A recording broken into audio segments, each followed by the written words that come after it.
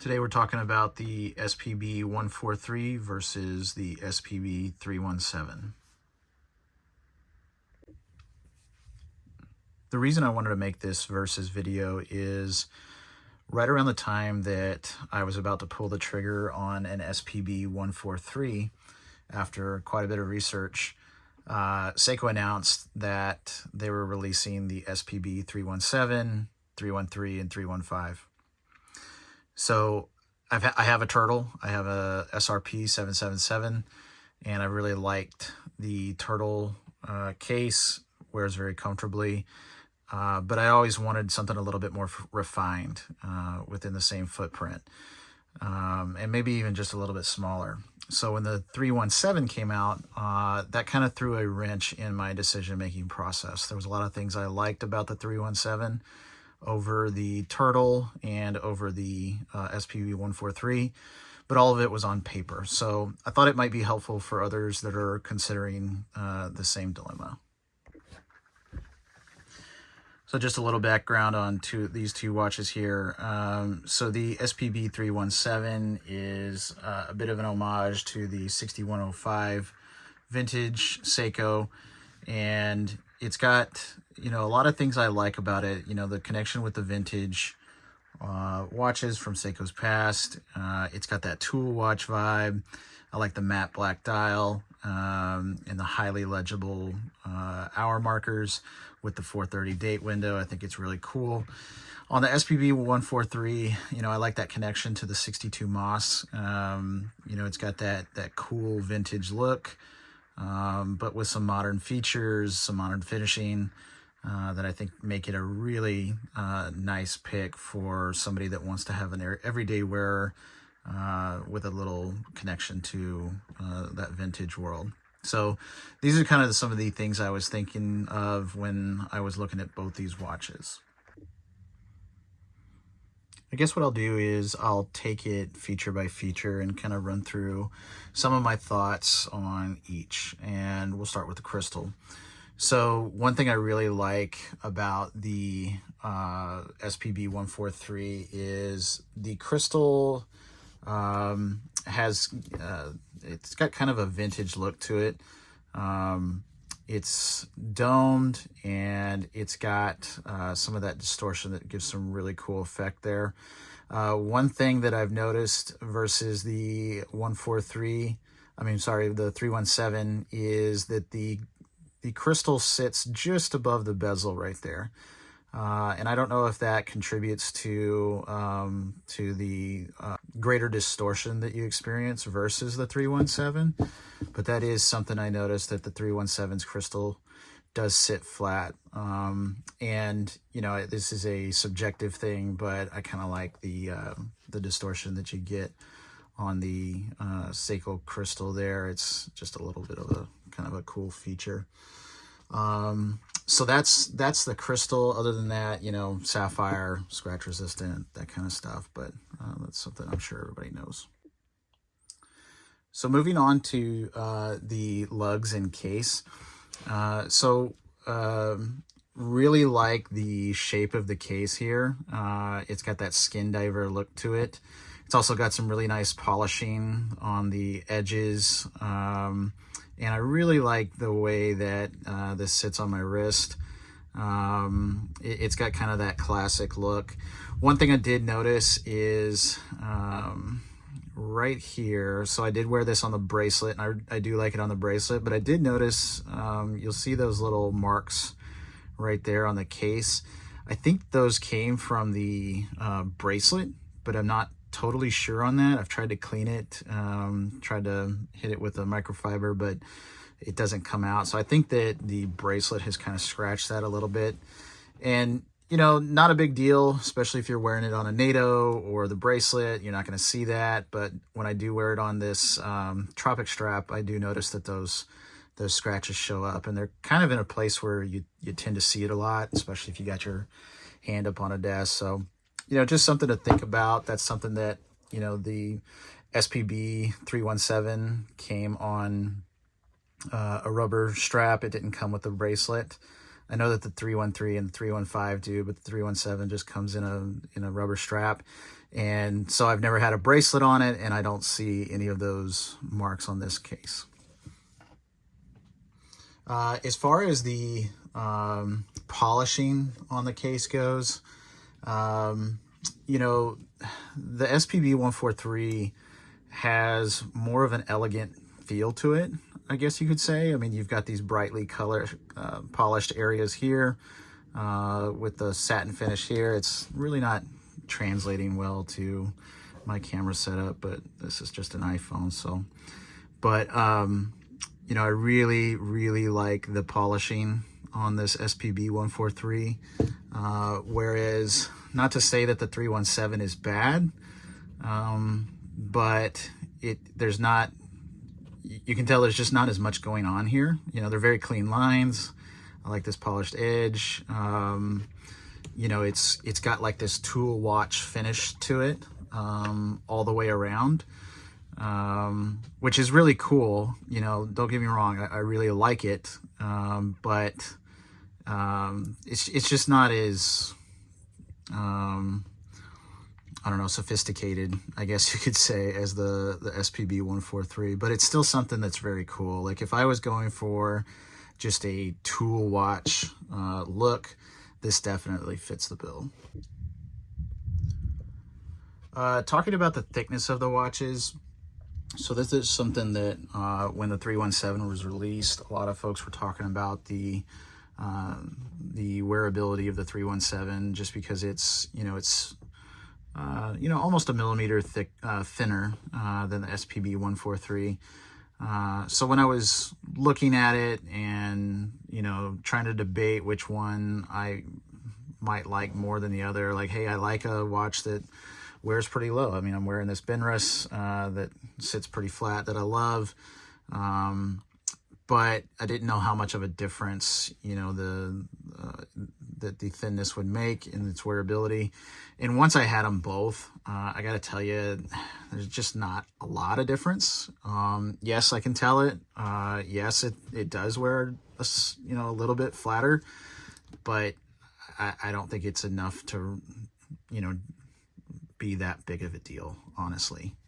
Yeah, the SPB is 143 is a little bit thicker, but it's really not by that much, in my opinion, as far as on the wrist goes. So let's talk about the bezels. This is something that definitely stood out to me as soon as I unboxed the 317. One thing you'll notice is that, I don't know how well you'll notice it here, but in the flesh, the bezel on the 317 is not as wide as the 143. And of course it's aluminum versus the brushed steel. And so I don't know, the thinness of this bezel width was something I noticed right away. And my initial impression upon unboxing it was, it just looked kind of cheap. It just looked kind of, you know, it didn't have that rugged tool watch vibe that this is going for. It's still nice. There's nothing wrong with it. You know, if I wasn't comparing this to the SPB143, I probably wouldn't notice, honestly. But, you know, putting them side by side, it's something that stuck out to me pretty well. I really, really like the bezel here on the 143, the brushed steel finish and those etched numerals. I think that is just so cool. I knew that, you know, again, it's something where I saw that was on the spec sheets, saw it in some of the reviews, but didn't know how big a deal that would be until I got it in hand, and it really does make a big difference. It just looks like it makes the watch look even more expensive than it is. So that's something I really, really like about the bezel on the 143 versus the 317. As far as, you know, alignment goes, this 143 is a JDM model. So this is actually at SPDC 101. It lines up perfectly. The bezel clicks are very positive, but one thing I have noticed is that the 317, they're just a little bit more positive than the 143. So the clicks are a lot firmer.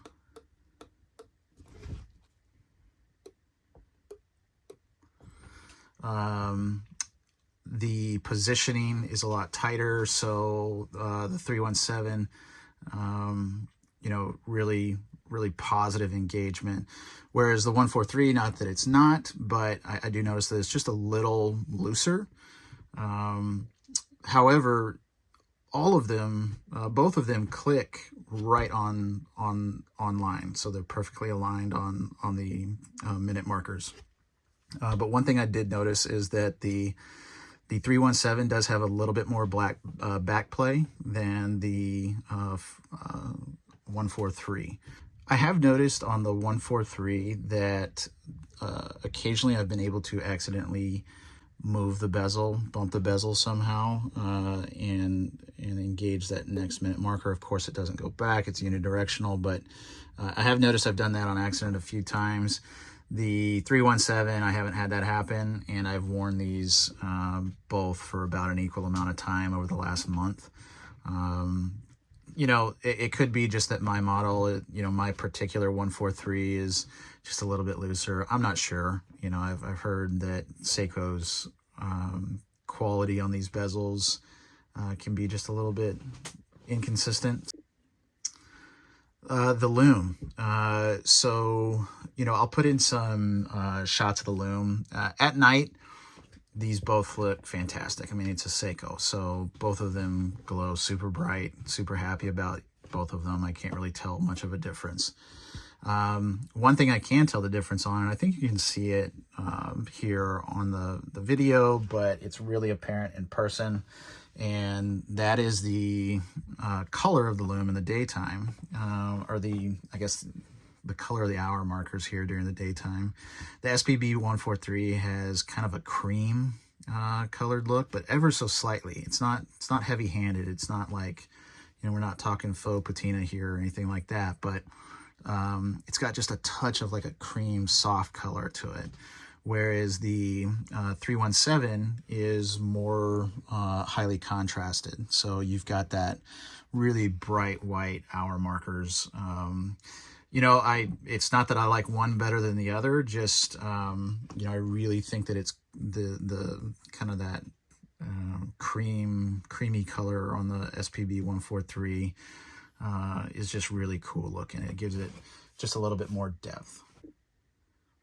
And, you know, on the 317, if you're going for more just that, you know, high contrast look, which is very tool watch-ish to me, I think it looks great. It's fantastic.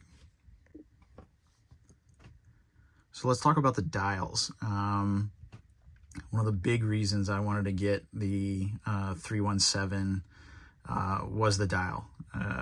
You know, I come from having the SRP777, so I really like that, you know, matte or glossy black dial with the white numerals. I like that contrast, but I also really liked the 430 date window on the 317. You know, it really does disappear. Like I hardly notice it until I need it. So that was one of the big reasons I wanted to get that 317. You know, to be honest, on the 143, you know, I wasn't sure I was going to like the gray sunburst dial. And I know it's not, the lighting's kind of bad, but, you know, I wasn't sure I was going to like it. I thought I might think it was kind of gimmicky, or, you know, it might be a little too much for my style. I'm more of a tool watch kind of guy. So I thought that it might be a little bit too much for me, but, you know, getting them in hand, I actually now like the 143 a lot better. It's not nearly as pronounced as I thought it was going to be. It's pretty subdued. I like that it changes the look of it in different light. The 317, I like the dial. It's, you know, one thing I was wondering is if it was going to have, I had the Willard for a little while, the reissue of the Willard, I think the 151, and the dial was kind of just like a little bit textured, and it was just a little bit gray, but it was like it couldn't make its mind up on what it wanted to be on the color or the texture. So that was one of the reasons I got rid of it. But one thing I really like about this 317 is it's neither glossy or matte. It's kind of right in the middle. So I don't know what you would call that, but you know, it's not too glossy and it's not too matte either, if that makes any sense. But I really like the idea of having pretty much a no date watch with a date. So really like the 4:30 position. I like that I've got full hour markers all around the dial. That's really cool. As far as the hour markers go on the 143, something I was a little bit worried about was the little pip that's been like shoehorned into the 3 o'clock area. You know, I've seen the first generation of these 143s and they don't have that. And I thought, wow, it's a much cleaner look. And, you know, I don't know how I'm going to feel about how I'm going to like having that little pip shoehorned in there. But to be honest, I haven't really noticed. It hasn't bothered me at all, honestly. And really at night, I wear my watch to bed. I got small kids who wake up quite often. I generally like to see how much time I have left to sleep once I get them back down. But I like having that 3 o'clock pip. I think it's been helpful for me.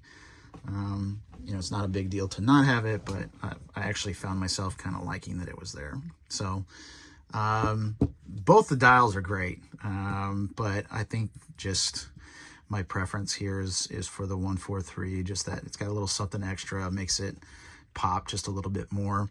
As far as the hands go, I really liked the red touch of color on the 317. I think that's just really cool.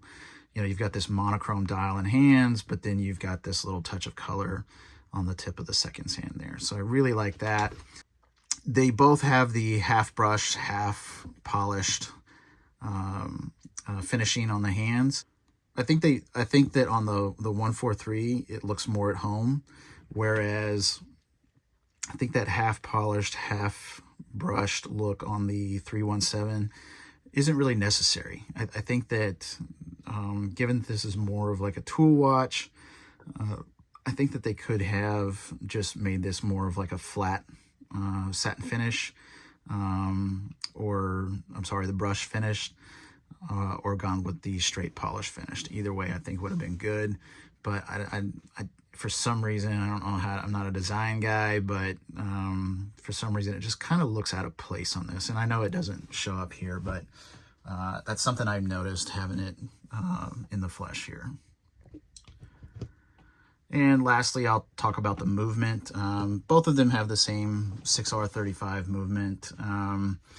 You know, yeah, I've had I had the Willard, I mentioned that. You know, it was running about 15-20 seconds fast a day. So far, the SPB143 is running about the same, about 15 to 20 seconds fast. But I have noticed that when I take it off and leave it off for a couple of days and then put it back on, that variance seems to be kind of all over the place. So I've seen it, you know, when I put it back on, I've seen it at like 15 seconds, 10 seconds, and then sometimes I've seen it as much as 30. So, you know, I'm not real happy with the accuracy, but I know that's within spec for Seiko.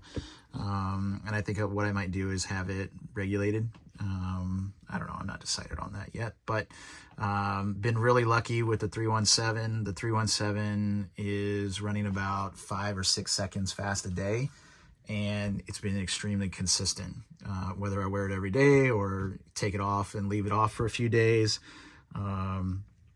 it's still, you know, every time I put it on, it's, you know, 5 or 6 seconds fast, and that's about it.